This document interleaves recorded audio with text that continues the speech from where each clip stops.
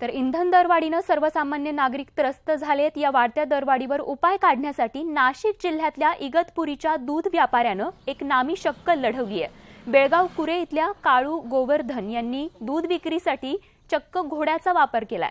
घोड्यावर दुधाचे कॅन ठेवून ते त्याची विक्री करत फिरतायत। तर इंधन दर वाढ झाल्यामुळे पेट्रोल डिझेलची ही दरवाढ परवडत नाही, त्यामुळे या शेतकऱ्यानं ही एक नामी शक्कल लढवलेली आहे।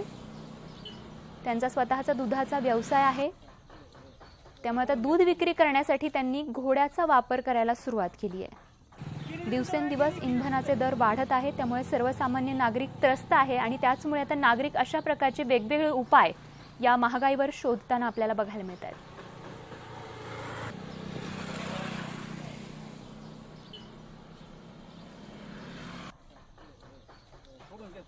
नाशिकमधली ही वेगळी बातमी आपण पाहतोय।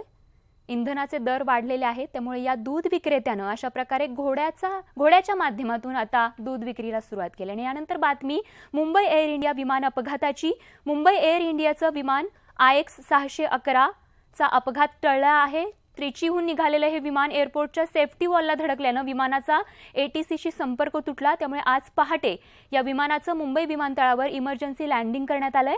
सुदैवानं विमानातील सर्व प्रवासी सुरक्षित असल्याची माहिती मिळतेय। तर या संदर्भात DGCAनं चौकशी करण्याचे आदेश दिलेत।